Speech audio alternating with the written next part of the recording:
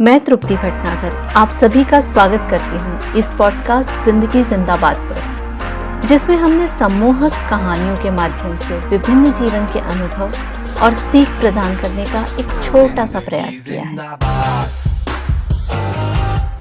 गांव में एक चिड़ीमार रहता था। रोज सुबह जल्दी जंगल जाकर चिड़ियां पकड़ना, उन्हें पिंजरे में कैद करना और फिर उन्हें बेचकर जो थोड़े बहुत पैसे मिलते थे उससे वह अपना गुजारा चलाया करता था। एक दिन सुबह उसने जाल बिछाकर चिड़ियों को फंसाने के लिए दाना डाला और एक पेड़ के पीछे जाकर बैठ गया। थोड़ी देर बाद उसने देखा एक बहुत ही सुंदर सी चिड़िया उसके जाल में फंसी थी। इससे पहले उसने ऐसी सुंदर चिड़िया देखी ही नहीं थी। वो बहुत खुश था। उसे लग रहा था कि आज उसे इस चिड़िया को बेचकर ढेर सारे पैसे मिल जाएंगे और वह खुशी खुशी जाल में फंसी चिड़िया के पास पहुंचा और उसे निकालकर पिंजरे में बंद कर लिया और फिर उसे लेकर बाजार की ओर जाने लगा। तभी एक आवाज ने उसका ध्यान खींचा। उसने चारों ओर देखा लेकिन कोई नजर नहीं आया। तभी पिंजरे में बंद चिड़िया फिर से बोली, मैं चिड़िया तुमसे बात करना चाहती हूँ। चिड़ीमार ने आश्चर्य से उसकी ओर देखा और बोला, अरे वाह, तुम तो बोलना भी जानती हो, बोलो क्या कहना चाहती हो? चिड़िया बोली, मेरे पास तुम्हारे लिए एक प्रस्ताव है। चिड़ीमार बोला, हाँ बताओ। चिड़िया बोली, अगर तुम मुझे आजाद कर दोगे तो मैं तुम्हें जीवन को बेहतर बनाने और खुशहाल बनाने वाली 3 अनूठी सलाह दूंगी। अगर तुमने उन पर अमल किया तो तुम खुशी खुशी अपना जीवन जी सकोगे।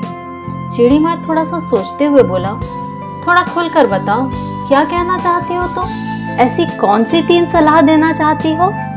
चिड़िया फिर से बोली, ऐसे नहीं, तुम्हें मेरी 3 शर्तों को मानना पड़ेगा। चिड़ीमार तुरंत उसकी शर्तों को मानने के लिए राजी हो गया और चिड़िया से बोला, मुझे तुम्हारी हर शर्त मंजूर है, बोलो क्या कहना चाहती हो? कुछ देर तक चिड़िया शांत रही और फिर कुछ सोचते हुए बोली, पहली सलाह मैं तुमको तब दूंगी जब तुम मुझे इस पिंजरे से आजाद कर जाने दोगे। दूसरी, जब मैं उड़कर उस सामने वाली पेड़ की टहनी पर बैठ जाऊंगी। और तीसरी, जब मैं पेड़ की सबसे ऊपर वाली शाख पर पहुंच जाऊंगी। चिड़िया की बात सुन चिड़ीमार तुरंत राजी हो गया और उसने चिड़िया को आजाद कर दिया।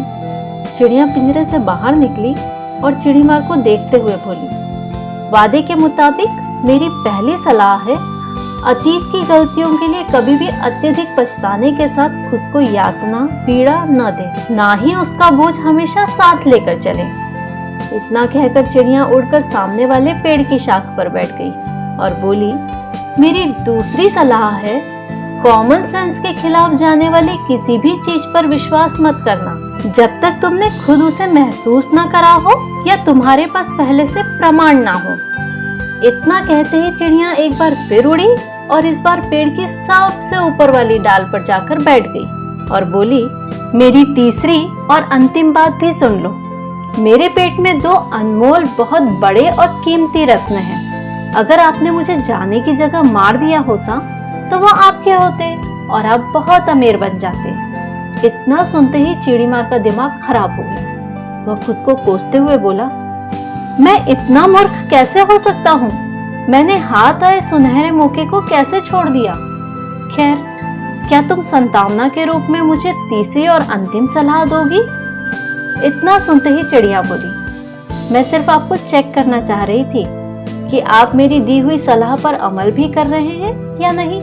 आपने पूर्व में मेरे द्वारा दी गई दोनों ही सलाहों को नजरअंदाज करा है। आप अतीत की गलती पर पछता रहे हैं और साथ ही आप कॉमन सेंस के खिलाफ जाकर मेरे अंदर रत्न होने की बात पर विश्वास भी कर रहे हैं, जबकि इस बात का ना तो कोई प्रमाण है, ना ही बड़े रत्न मुझ जैसी इतनी छोटी सी चिड़िया के अंदर आ सकते हैं।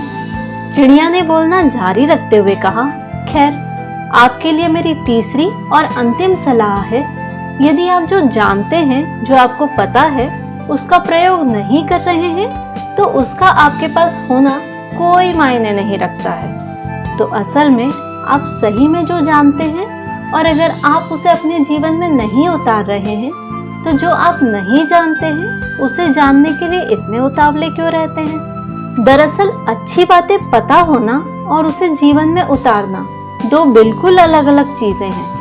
यही बात जानकारी होना और ज्ञानी होना पर भी लागू होती है। जिंदगी जिंदाबाद।